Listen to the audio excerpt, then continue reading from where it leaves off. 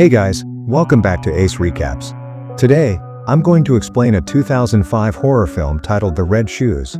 Heads up, spoilers ahead, you've been warned. The movie begins with a young high school girl sitting on a bench at a subway station, waiting for her friend. While waiting, she notices a pair of bright pink high heels placed at the edge of the platform. The shoes look elegant and very eye-catching. She walks toward them and puts them on, but her friend arrives and sees the shoes too. Both women suddenly want the shoes for themselves. They argue over who spotted them first, and the argument escalates into a physical struggle. They push and shove each other desperately. Finally, one woman manages to take the shoes and put them on. She walks away proudly while her friend watches in frustration. A free pair of heels at a subway station should already be a red flag, but curiosity clearly won the fight. As the woman wearing the pink shoes climbs the stairs to leave the station, something strange happens. She hears eerie whispers echoing around her even though no one else is nearby. The whispers grow louder and more unsettling. She stops and looks around nervously. Suddenly, a dark figure rushes toward her. Before she can react, an invisible force attacks her. Her feet are violently severed from her body. Blood spills across the ground, and the pink shoes absorb it. The woman screams in agony before collapsing. Those shoes demanded a price way bigger than the size tag. The story then introduces Sunjae, a woman living with her young daughter Taesu. Sunjae's marriage has been falling apart for a long time. One day, she returns home early and finds her husband in bed with another woman. Heartbroken and furious, Sunjae leaves immediately. She takes Taesu and moves into an old, rundown apartment building. The place has a disturbing reputation in the neighborhood. Lights flicker on their own, doors open and close without reason, and strange noises echo through the hallways at night. Many believe the building is haunted, and an elderly woman living there seems terrified of something unseen. Sunjae cannot afford anything better, so she stays despite the unsettling atmosphere. Sunjae works as an eye doctor. She tries to make the apartment feel livable by cleaning and fixing whatever she can. One evening, while changing a light bulb, it suddenly explodes in her hands. A sharp piece of glass cuts her near the eye. That light bulb literally said, "Fix yourself first." She goes to her close friend Kim, who is also a doctor, to treat the injury. Kim jokes that Sunjae should have stayed single instead of stressing over marriage problems. Sunjae explains her financial struggles and mentions she is trying to open her own eye clinic but needs help completing it. Kim kindly offers to lend her the money she needs. Later, a man named In-chul approaches Sunjae at the unfinished clinic. He is an interior designer. He makes an unusual request, asking if he can stay at the clinic while working, saying it helps him understand the space better. Most designers ask for measurements, not a mattress. Sunjae finds the request odd but eventually agrees.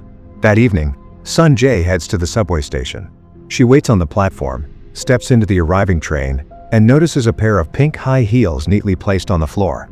The shoes are bright and impossible to ignore. Before she can examine them closely, the train lights suddenly shut off.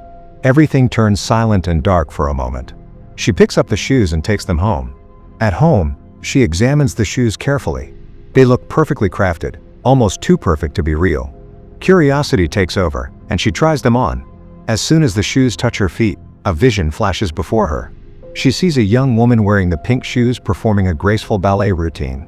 Off to the side, another woman watches with intense jealousy and hatred in her eyes. Sunjae blinks, and the vision disappears. She assumes she is just tired. Taesu enters the room and is instantly captivated by the shoes. She asks to try them, but Sunjae refuses, saying they are too big and unsafe. She hides the shoes with her other belongings. The next day, after dropping off Taesu at dance school, Sunjae returns to her clinic. In-chul is there working. Over the past few weeks, the two have grown closer and developed feelings for each other. Sunjae invites him to dinner at her apartment. That afternoon, Taesu is home alone. She sneaks into her mother's room and tries on the pink shoes. They are too big, but as she looks in the mirror, the shoes suddenly fit her feet perfectly. She experiences the same disturbing vision her mother saw earlier. She sees the dancer and the jealous woman, and fear takes over her completely. Later that night, In-chul arrives for dinner. The three of them eat together, but Taesu is upset about his presence. She mentions that her father came by earlier, but Sunjae cuts her off, believing she is lying. Taesu then asks why her mother is getting so close to In-chul. Kids always pick the worst timing for deep questions. Annoyed, Sunjae sends her to her room. After she leaves, Sunjae admits to In-chul that she is separated from her husband. In-chul notices the pink shoes in the corner and stares at them for a long time, strangely drawn to them. That night, Sun-jae has horrifying nightmares that feel incredibly real. She sees several frightening visions. In one, a bride and groom stand silently in a hallway wearing wedding attire. In another, she sees Tae-soo at the edge of a tall building, ready to jump. Sun-jae runs to save her, but when she finally catches her, Tae-soo's legs are severed and she falls. Sun-jae wakes up in a panic and rushes to check on her daughter. She is relieved to find her sleeping safely. The following morning, the pink shoes are missing. Tae-soo claims she does not know where they are and insists the shoes are not her mother's to begin with. After Tae-soo leaves for dance class, Sun-jae eventually finds the shoes and wears them to the clinic. She and In-chul spend more time together, growing closer by the day. That night, he brings her to his home.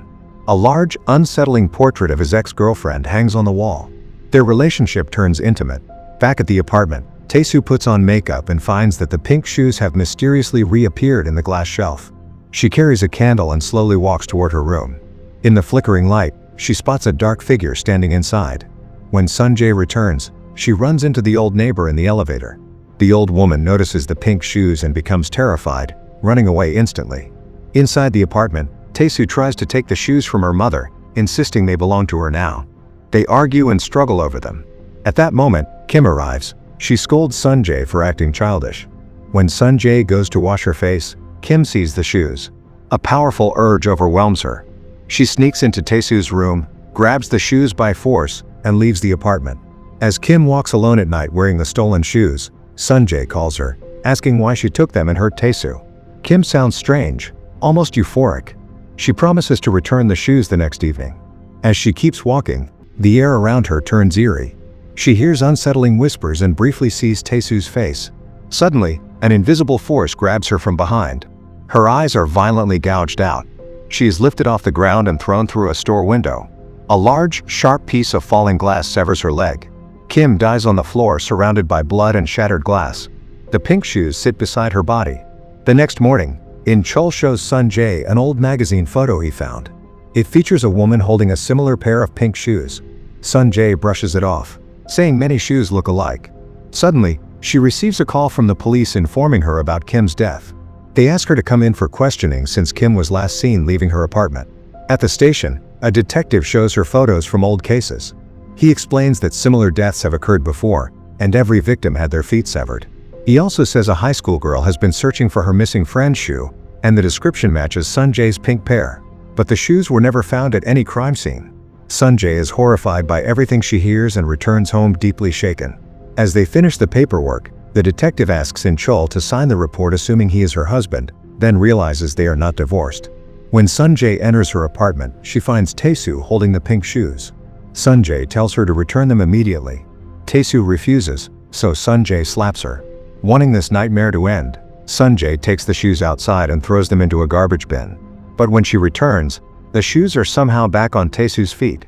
Blood suddenly floods out of Tae-soo's legs, soaking the shoes and spreading across the floor. Both mother and daughter faint from shock and fear. Sun-jae wakes up in a hospital with Tae-soo lying beside her. In-chul sits nearby, watching over them. Sun-jae looks down and sees the pink shoes placed on her own hands. Horrified, she throws them away. In-chul takes her to the rooftop to help her calm down. Sun-jae explains everything she knows about the cursed shoes. He is confused, especially about how the shoes ended up at the hospital. She asks how he even knew they were there. He says she called him but hung up immediately. Sun-jae has no memory of making any call.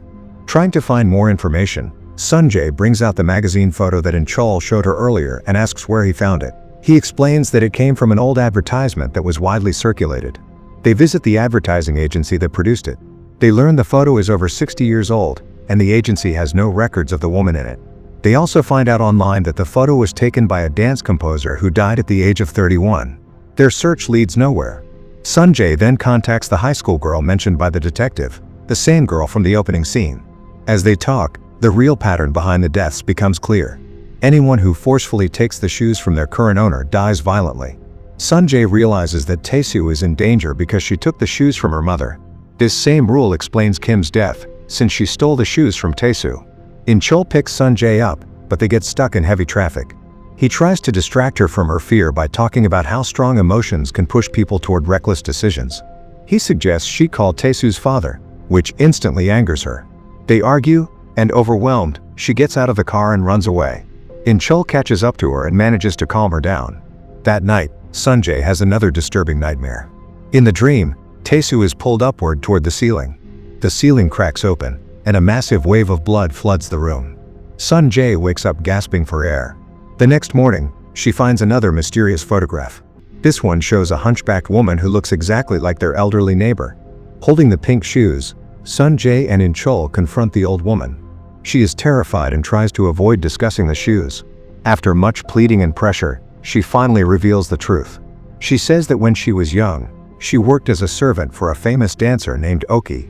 Oki was beautiful and skilled but deeply jealous of another dancer named Keiko, who was naturally gifted and adored by many. A male dancer in love with Keiko gifted her the pink shoes. Consumed by envy, Oki wanted both the man's affection and the shoes for herself. Oki seduced the man and pulled him away from Keiko. One day, Keiko walked in on them together. Heartbroken, she tried to escape, but Oki chased her down and brutally killed her. The man, overcome with guilt, helped Oki hide the body. Oki then cut off Keiko's feet to claim the pink shoes. The elderly woman witnessed the entire event but was too afraid to tell anyone. She has lived with that fear ever since. Later, Oki and the man planned to marry. On their wedding day, Oki wore the pink shoes as part of her bridal outfit. But during the ceremony, a ghostly force took control of her. When the man tried to help, both of them were lifted into the air by an unseen power and killed. Keiko cursed the shoes so that anyone who wore them would die gruesomely, their feet severed just as hers had been.